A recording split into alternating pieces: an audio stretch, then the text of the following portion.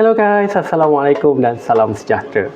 So, biasalah sekarang pukul 12 pun kita kena masakkan untuk diorang. Jom kita masak. Ketuk-ketuk Ramadan bagi orang budak-budak kecil tak puasa. So, kalau korang malas nak masak, so hari ni kita akan masak benda yang paling simple. Kita tunjuk bahan-bahan dia. So, kita nak buat sup ayam. So, ayam bahagian dada. Kenapa guna bahagian dada? Sebab bahagian dada ni senang nak senang daripada peti ais, nak sejukkan dia, nak keluarkan dia, senang. Okay, next kita ada dia punya sayur-sayuran. Even this one is not even sayur. Kita ada lobak dan juga potato, kentang. Okay, next bahan tumisan dia, bawang besar sebiji, bawang putih 4 ulas. Lepas tu racik. Dan sayur kita adalah daun sup. Itu sahaja. Jom kita mula memasak. Okay guys, so macam biasa, mula-mula kita akan panaskan kuali. Okay, resepi kali ni simple, mudah, senang je. Okay, dan lepas kita panaskan kuali, kita akan masukkan minyak sedikit.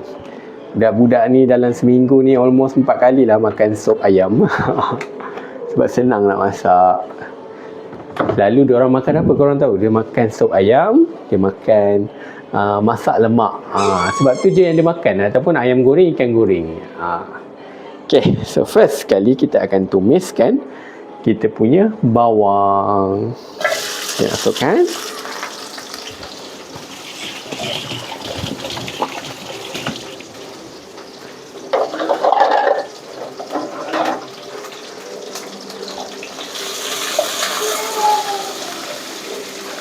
Kacau. Ini saya terus masukkan parti cube ayam ni. Sebab saya malas, bulan puasa kan tak boleh rasa. So kalau kita masukkan satu parti cube ni, memang dia secukup rasa.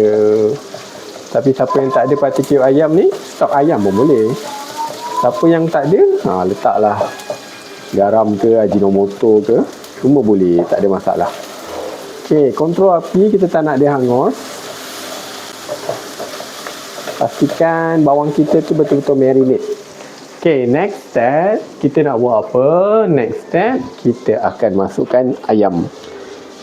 Saya nak ayam ni dia resap bau bawang tu, supaya lagi bertambah sedap. Siapa nak potong-potong pun boleh, tapi sebab budak-budak ni nanti kita nak makan baru kita siap-siapkan dia.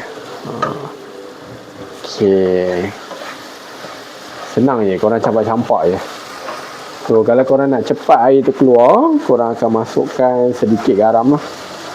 1 sudu suku. Sebab apa? Sebab akan ada air nanti. Jangan risau dia tak masin sangat, sebab dia akan ada air. Jadi air-air daripada ayam ni akan keluar. So, sup tu akan jadi lagi sedap.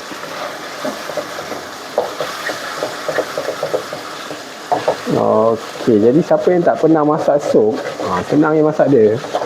Kalau korang nak letak sup bonjut pun boleh, tapi budak-budak ni tak suka sangat yang terlalu berempah. Jadi kalau kita letak 3 sekawan sup bonjut, sup tu lagi sedap sebenarnya, tapi budak-budak tak suka. Jadi bila dia tak suka, nampaknya cowboy je lah. Kita panggil nama dia masak cowboy. Jadi inilah masak cowboy. Okay, next step, ambil lah air dalam secawan ke, ambil air sikit. Kita tak nak nanti bawang kita ni hangus. Air ayam ni, dia bahagian dada ni tak ada sangat air dia. Nampak? Kita dah layur-layurkan dia.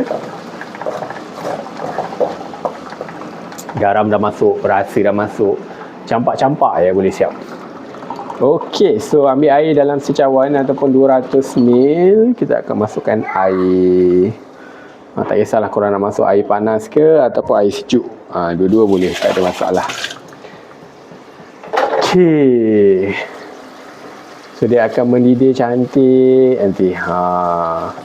Kalau korang suka masak ayam dia warna putih, masuk bila panas-panas, jangan masuk bila sejuk.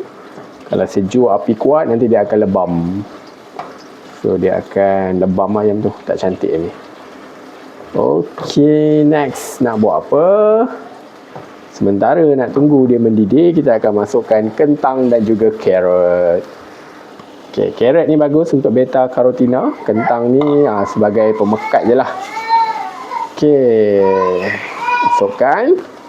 Okay, next boleh juga tambah lagi air, tambah lagi sedikit.